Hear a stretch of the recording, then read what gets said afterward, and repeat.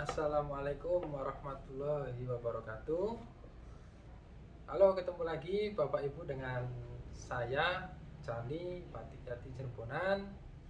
Ya, untuk video kali ini di tanggal 10 September tahun 2021. Nah, oke. Ini Batik Jati akan mereview banyak permintaan pertanyaan ya dari customer, calon customer dan lain-lain. Apa sih itu Mas? Katanya bahan viskos itu terbuatnya dari apa dan sebagainya seperti itu. Jadi langsung saja saya bacakan ya untuk yang bahan viskos. Oke. Apa itu bahan viskos? Nah, itu bahan kain.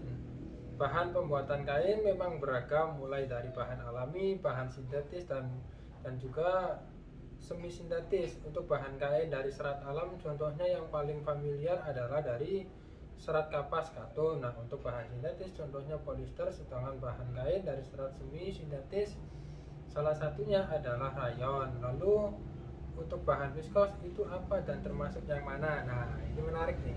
Langsung saya bacakan ya. Sejarah bahan viskos.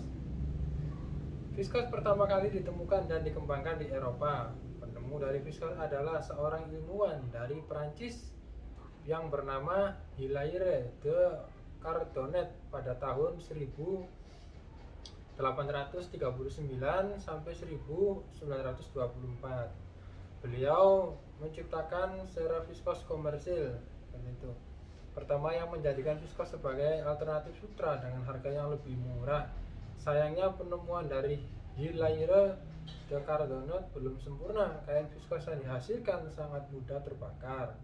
Pada tahun 1892 ini, perusahaan Jerman Pembroke bersama ilmuwan Inggris Charles dan Carlton Bradley menemukan dan mematenkan proses produksi viskos, dan pada tahun 1905 rayon viskos diluncurkan ke pasar seperti itu. Jadi pada tahun 1905 itu bahan viskos mulai diluncurkan ke pasar-pasar seperti itu ya, kakak dan bapak ibu. Nah, mengenal bahan viskos, viskos merupakan salah satu jenis dari rayon. Salah satu keuntungan dari viskos ini adalah kain yang berkilau seperti sutra. Nah, seperti ini kainnya viskos. Jadi saya deketin, ini kayaknya berkilau ya, seperti itu. Nah, berkilau.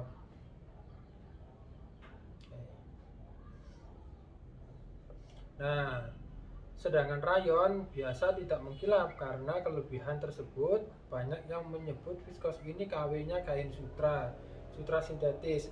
Jadi memang Bapak Ibu, kalau sutra ini jenis KW-nya sutra, viskos ini KW sutra. Jadi kalau sutra itu kan ATBM gitu kan, terbuatnya ya alami dari ulat bulu sutra ya. Kalau viskos ini dari katun rayon kemudian dicampur sama polister. Jadi KW-nya seperti itu.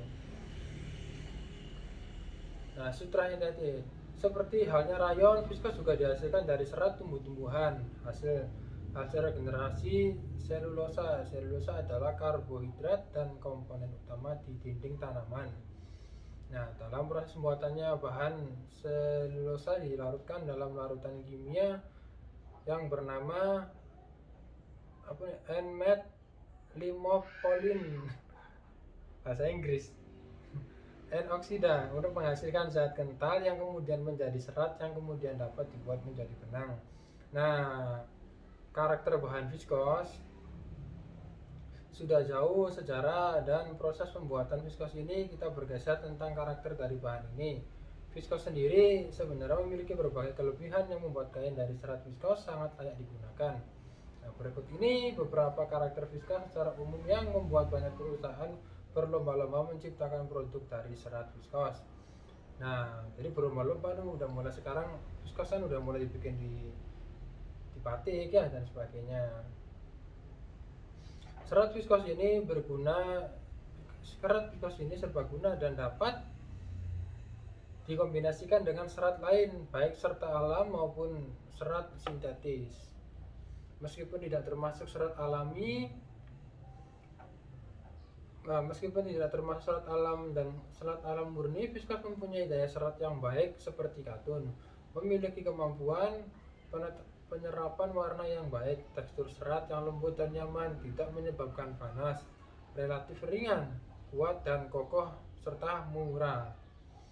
Dengan berbagai kelebihan yang dimiliki dari viskos, ini banyak produk yang telah dihasilkan untuk berbagai bahan pakaian, sifat yang bisa dikolaborasikan dengan jenis serat lainnya, baik sintetis maupun alami.